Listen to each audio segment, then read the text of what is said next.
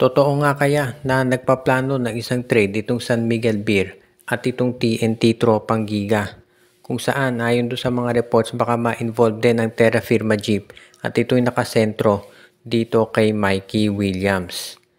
So baka ang maging sabihin nating senaryo dito, mapupunta sa San Miguel Beer itong si Mikey Williams at ito namang si Mark Nonoy at si K. Mark Carino mapupunta dito sa TNT Tropang Giga.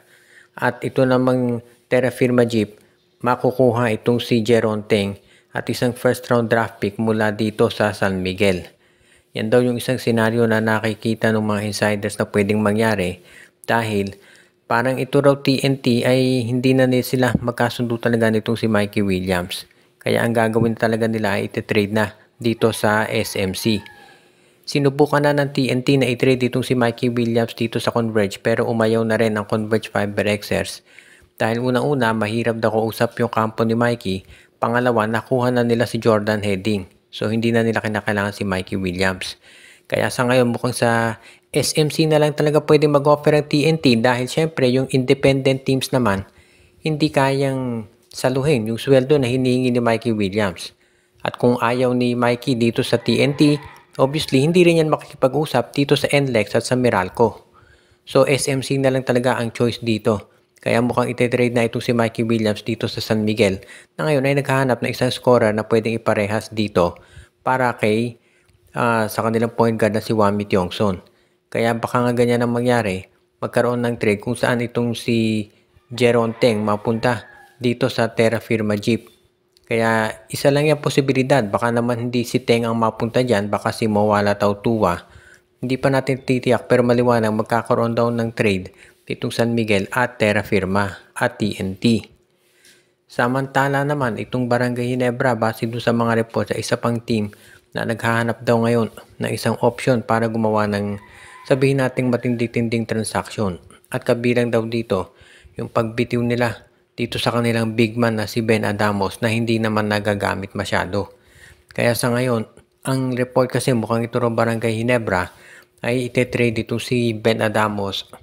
Actually, maraming mga teams ang interesado dito. Depende na lamang yan kung sino mapili ng Ginebra. Dahil syempre alam natin ang NLEX, ang Phoenix, ang Rain or Shine naghahanap talaga ng mga big men ngayon. Itong Rain or Shine in particular, naghahanap ng big man dahil nga ito si Bob Belga, alam natin, na sideline ulit, nakita na ninyo nangyari sa kanya doon sa huli nilang game. Kaya sa tingin ko mukhang baka itong si Ben Adamos dito dalhin sa Rain or Shine Elasto Painters dahil nangangailangan sila ngayon ng isang big man. Kaya sa tingin ko pwedeng-pwede na i-trade na itong si Ben Adamos dito sa Rain or Shine. Ang tanong na lamang sinong kapalit? Well, maraming guards na pwedeng ibigay ang Rain or Shine dito sa Ginebra at mga wingmen. Nandiyan si Jonald Clarito, si Andre Caracot, si Anton Asisio, si Gian Mamuyak, si Felix Lemeti, ang daming guard. Actually, medyo loaded na rin yung guard position ng Ginebra, so baka wingman ang hilingin nila. Hindi magbibigay ng big man itong Rain or Shine dahil yung nga kinakailangan nila eh. Pero posible na isang forward ang ibigay sa Ginebra plus sasamahan ng isang draft pick. Ngayon, kung hindi naman sila magkasundo nitong Rain or Shine Elasto Painters, maraming mga ibang mga teams dyan na pwedeng pagbigyan ng Ginebra. Katulad na itong Phoenix Fuel Masters o kaya naman itong NLEX Road Warriors na nangangailangan ngayon ng isang sentro. So hindi mawawala ng opsyon ng Barangay Ginebra pagdating dito sa pwedeng pagbigyan ng mga big men para sa kanilang trade consideration. Kaya ito ang ibangan natin. Samantala naman, ayon doon sa mga reports ngayon, ito raw Magnolia Chicken Templados ay medyo sabihin nating tumatanggi doon sa mga ibang trade request para kay Calvin Abueva dahil medyo mababa raw yung mga ino-offer para dito. Yung iba daw team ay ino-offer lamang ay mga second round draft pick at yung iba naman daw ay mga bench players na hindi naman magagamit ni Coach Chito Victolero. So ibig sabihin nito, hindi muna talaga gagamit itong si Chito Victolero ng trade unless kinakailangan talaga. Kaya abangan na lang natin kung itong si Calvin Abueva ay matitrade o hindi.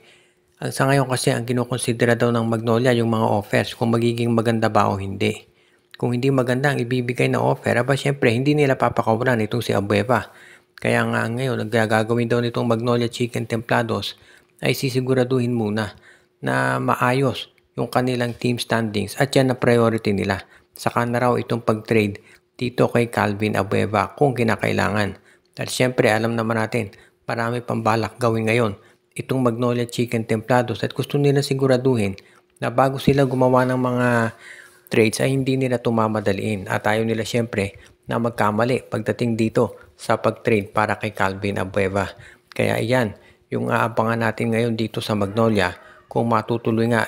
Pero kung sabi nga nila ay walang magandang offer, hindi yan papakawalan ng Magnolia. Dahil sisiguraduhin nila na yung kanilang magiging standing ngayon ay yung talagang magiging pang team effort talaga. Hindi sila gagawa ng basta-bastang moves dahil baka sa bandang huli makasama pa ito. Kaya asahan natin na hindi gagawa ng major movement ang Magnolia na makasasama dito sa kanilang koponan. Samantala naman, yung coaching ni Victorero sa ngayon ay mukhang safe pa ito. At ang huli nating balita ngayon, ito raw Converge Fiber Excess base dun sa mga lumalabas na reports ay hindi raw sila gagawa ng mga major moves pagdating dito sa kanilang lineup unless meron talagang magandang offer. Sa ngayon kasi mukhang ang kinukonsigda lang daw nila if ever makipag-trade ay makuha itong si Kyle Balungay mula dito sa Phoenix Fuel Masters. Pero alam natin na ang taas na value ni Balungay dahil sa ganda ng nilalaro nito ngayon. Kaya sa tingin ko hindi na yan gagawa ng sabihin natin ng trade. Itong Magnolia, itong lineup, itong Converge Fiber Excess. Unless of course, talagang maganda yung offer. Pagdating dito kay Kyle Balungay, ang ino-offer daw ng Converge Fiber Excess ay itong si Jeyo Ambohot. Pero mukhang hindi pa raw nagdedesisyon ng Phoenix kung tatanggapin nila to o hindi. Ang maliwanag dyan, ang gustong gawin nitong Phoenix Fuel Masters ay siguraduhin na kung sila makikipag-trade, hindi naman sila madulugi.